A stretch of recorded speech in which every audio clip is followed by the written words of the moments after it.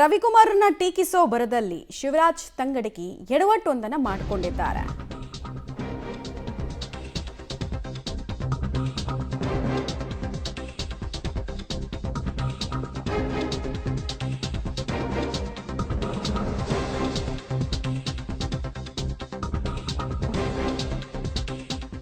RSS ವಿರುದ್ಧ ಶಿವರಾಜ್ ತಂಗಡಗಿ ವಿವಾದಾತ್ಮಕ ಹೇಳಿಕೆಯನ್ನು ಕೊಟ್ಟಿದ್ದಾರೆ. ಆರ್ಎಸ್ಎಸ್ನಲ್ಲಿ ಇಂಥದ್ದೇ ಟ್ರೈನಿಂಗ್ ಕೊಡ್ತಾರಾ ಅಂತ ತಂಗಡಗಿ ಕೇಳಿದ್ದಾರೆ.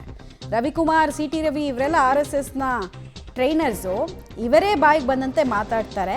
ಬಿಜೆಪಿಯವರಿಗೆ ಸಂಸ್ಕೃತಿ ಸಂಸ್ಕಾರ ಇಲ್ಲ ಅಂತ ತಂಗಡಗಿ ಹೇಳಿದ್ದಾರೆ. ಬಿಜೆಪಿಯನ್ನು ಟೀಕಿಸ್ತಾ ಆರ್ಎಸ್ಎಸ್ ಅನ್ನು ವಿನಾಕಾರಣ ಎಳೆದು ತಂದಿದ್ದಾರೆ.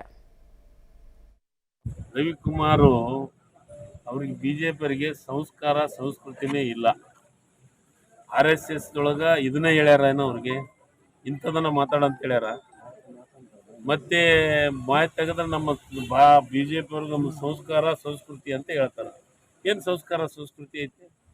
ಒಬ್ಬ ರಾಜ್ಯದ ಅಧಿಕಾರಿ, CS ಚೀಫ್ ಸೆಕ್ರೆಟರಿ ಅವ್ರ ಬಗ್ಗೆ ಇಷ್ಟು ಹಗುರವಾಗಿ ಮಾತಾಡೋದ?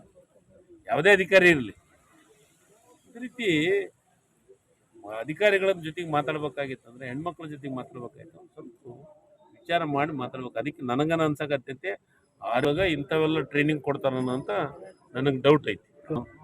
ಅದು ಮಾತಾಡೋ ರೀತಿನ. ಓಕೆ, ರವಿಕುಮಾರ್ ಅವರನ್ನ ಟೀಕಿಸಬಹುದು, ಓಕೆ, ಅದೆಲ್ಲದಕ್ಕೂ ಸ್ವಾತಂತ್ರ್ಯ ಇದೆ. ಬಟ್ ಪದೇ ಪದೇ ಪ್ರತಿ ಕಾಂಗ್ರೆಸ್ ನಾಯಕರ ಮಾತಲ್ಲೂ ಯಾಕೆ RSS ಬರುತ್ತೆ ಅನ್ನೋದು ಗೊತ್ತಾಗ್ತಾ ಇಲ್ಲ. RSS ಅಂತ ಹೆಸರು ತಗೊಳ್ಳದೇ ಇದ್ರೆ ಕೆಲವರಿಗೆ ಏನಾದರೂ ತಿಂದಿದ್ದನ್ನು ಜೀರ್ಣ ಆಗಲ್ವಾ ಗೊತ್ತಿಲ್ಲ. ಪದೇ ಪದೇ RSS ವಿಚಾರವನ್ನು ಹೇಳೋದು, ಮಾತೃ ಸಂಸ್ಥೆ ಬಿಜೆಪಿದು ಕರೆಕ್ಟು, ಹಾಗಂತ ಬಿಜೆಪಿ ನಾಯಕರು ಮಾಡಿದ್ದಕ್ಕೆ RSSನ ಟ್ಯಾಗ್ ಮಾಡೋದು ಯಾಕೆ ಅನ್ನೋದು ಒಂದು ಪ್ರಶ್ನೆ.